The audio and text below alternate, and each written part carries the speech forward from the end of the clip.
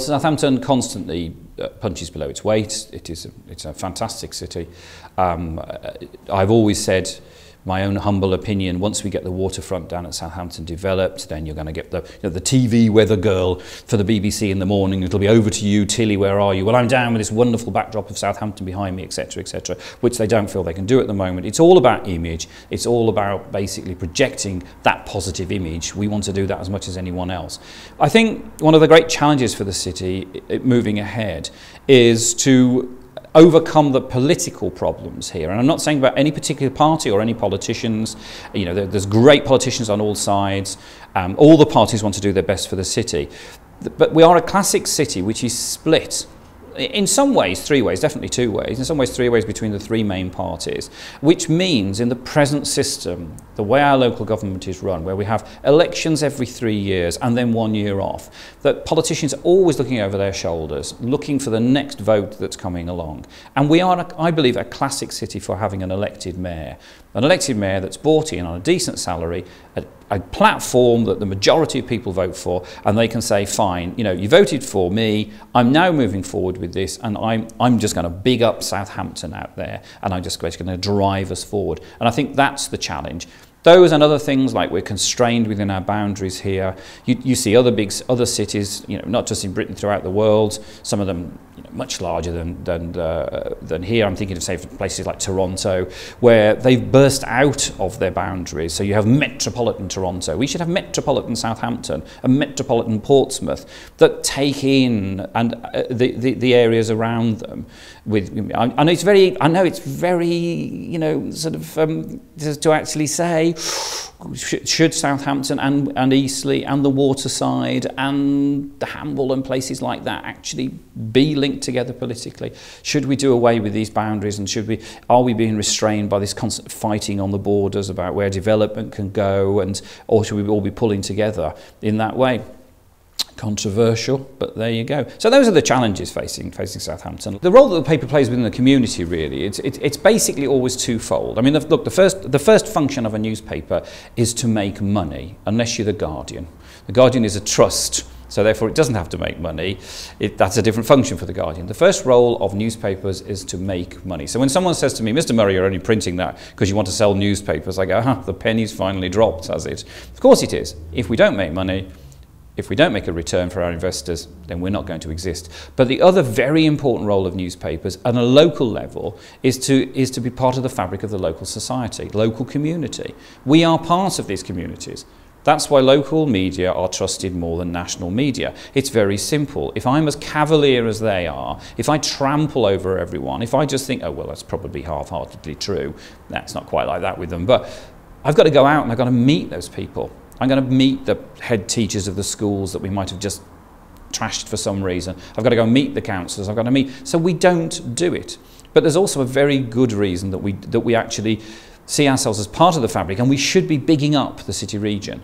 We should be actually supporting as much as possible, and that's because we want it to succeed.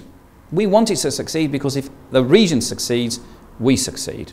If business in the area succeeds, then we succeed. You're our advertisers. You're the folks that buy our products as well. So, good story. And the simplest one, of course, is the local football club, the Saints. We love the Saints, and we love them to do well with their fans. But it's simple. They win, we sell more newspapers. It's a very simple equation. So that's not the reason we love the Saints. Of course, we love them all the time. They're our paper. The paper's red, they're red. Fantastic. But yeah, so we have this role that we actually play into there. Now, that doesn't mean that we're not going to turn the spotlight on areas where we say, hang on a second, this doesn't seem to be right. That doesn't mean that we're not going to challenge some things that come out of local authorities, or even things that business want to do. We're going to say, hang on a minute, because we have to champion both sides. We have to say, hey, okay, this looks like a very good idea. This sounds interesting, but what do you think, Mrs. Bloggs, who lives across the street from it? And sometimes we do find ourselves in a position where a local authority will come along, and whoever's in power will be saying, come on, you should be bigging up Southampton or Eastleigh or the Waterside or something. And we say, yeah, but that's your political point of view, and there is another political point of view. In general, though, we want to aim to be a positive force with a voice for the little man as well as for big business. Well, the best way for businesses to engage with us is to simply talk to us and not long before this this interview with you, I was at the launch of the Test Valley Business Awards, and we run the Solent Business Awards, and we're part of the Hampshire Business Awards, and I give the same spiel basically to people that all of those awards, which is, look, please enter. Give us the good news. Tell us what you're doing out there. We want to be part of all this, of the positivity that's there. Because you'd be amazed how many people don't come forward with good news. They don't come forward because, well, we don't think you're going to run it. Well, that's not true.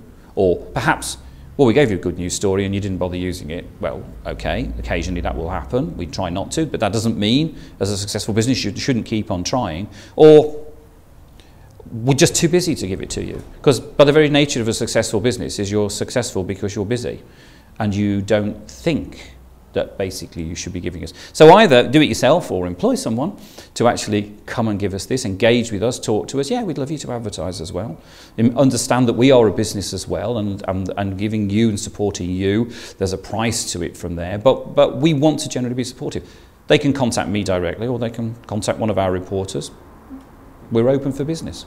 What will the editor of the Echo of 10 years' time look like? You know, if I could sit here now and say, from what we know of technology at this moment, I think there would still be a printed version. I think that tablets will have evolved. To what phase, I don't know. But we've got such things as smart TVs. We know that's coming along, where basically your computer's going to blend with your television and you'll be able to... And we know that it's already starting, that lots and lots of media is being thrust at you. We know what you like, Mr. Murray, so we're going to give it to you now. We're going to package it up into that sort of a way. And that's where I think a lot of the media will basically go for. But at the end of the day, we are really the main show in town. Regional newspapers, not just the Daily Echo, but everywhere, where it comes to local news. And anyone that says to you, I get all my local news now off websites, and I always go, yeah, that's good. Where from? And they go, well, your site and the BBC, and that's common everywhere. Because the great explosion of the internet, where there are billions of sites out there, and citizen journalism and all these kinds of things, but at the end of the day, you go back to the sources you trust. A lot of citizen journalism and blogs, and they're marvellous to read. It's, well, but can I trust what you say? Have you got any standards there? Have you got any regulation, which is the hot topic at the moment? Why should you be telling me the truth? Who do I trust? Well, actually, I trust the Echo. May not trust some of the national newspapers, may not trust some of the TV stations, but I actually trust my local newspaper because it's been around for so long. So where will we be? You know, I don't know if you saw that marvellous film in the 1970s, The Man Who Fell to Earth, with David Bowie. At one point in it, he gets out, he's an alien that lives in Britain, that looks like a normal human being, as much as David Bowie ever does, and he gets out a perspex strip and he unfolds it, and he looks at it, and there in it is an image, a moving image, and he's talking to his wife and child on a beach on his alien planet kind of thing. And you see that in the 1970s and you go, wow, science fiction never happened. And we do that now. We do that now. So, you know, I suppose we ought to ask David Bowie where the Echo will be in 10 years' time.